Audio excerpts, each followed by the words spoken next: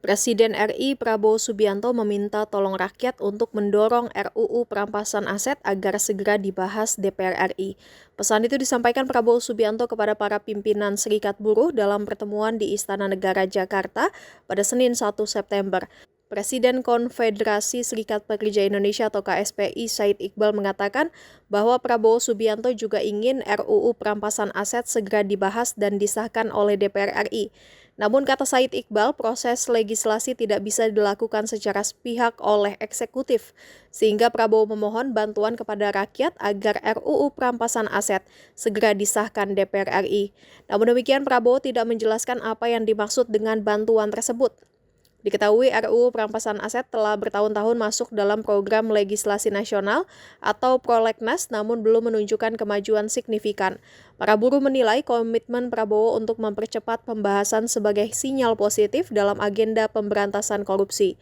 Hal ini agar ada efek jera bagi para koruptor yang bahkan diketahui baru-baru ini merugikan para buruh lewat korupsi sertifikasi keselamatan dan kesehatan kerja atau K3.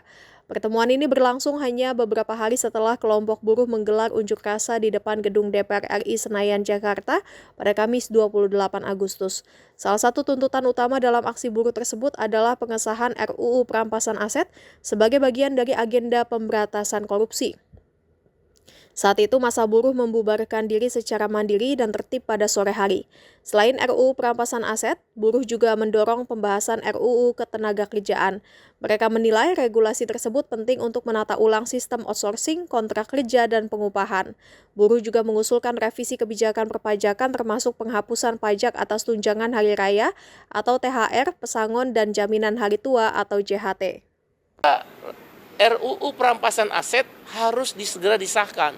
Sudah hampir puluhan tahun dan beliau tadi disampaikan merespon sangat cepat sekali. Bantu saya karena saya nggak bisa sendiri sebagai presiden. Harus ada DPR, partai politik. Tapi beliau berkeyakinan segera RUU Perampasan Aset ini sebagai pembuktian terbalik agar koruptor-koruptor itu jera dan dimiskinkan bisa disahkan segera, setidak-tidaknya mulai dilakukan pembahasan. Dan yang ketiga adalah kami usulkan pemilu yang bersih. Jadi korupsi itu harus dimulai dari pemilu yang bersih. Kebanyakan korupsi terjadi di pejabat negara, baik legislatif, yudikatif, maupun eksekutif. Terutama di legislatif dan eksekutif. Oleh karena itu pemilu yang bersih adalah jalan yang terbaik yang kami namakan redesign terhadap sistem pemilu. Itu 3 paket undang-undang.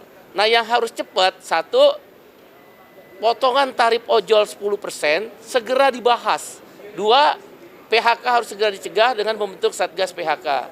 3, outsourcing harus dihapus sesuai keputusan MK cabut PP nomor 35 tahun 2021. Karena keputusan MK-nya udah keluar nomor 168 tahun 2024. Dan yang keempat, reformasi agraria, reformasi pajak. Reformasi pajak yaitu pajak THR, pajak kita udah tahu kita THR habis ongkos. Masih dipajakin. Pesangon kita kan nggak punya duit, dipajakin. Tabungan kita di jam sostek JHT dipajakin. Nah, kami mengusulkan pajak-pajak THR, pajak pesangon, pajak JHT dihapus. Dan PTKP pendapatan tidak kena pajak dinaikkan dari 4,5 juta rupiah per bulan menjadi 7,5 juta rupiah per bulan. Tapi sekali lagi ada yang bisa cepat, ada yang tidak bisa cepat berproses, terutama rancangan undang-undang. Prinsipnya Pak Prabowo termasuk dari pemuka agama, kawan-kawan mahasiswa, pemuda, organisasi kepemudaan, dan juga beberapa kelompok lain yang diundang, merespon baik. Bahkan suasana sangat cair dari 4:30 sore sampai jam hari ini, sampai jam sekarang. Terima kasih semua. Lupa subscribe ya.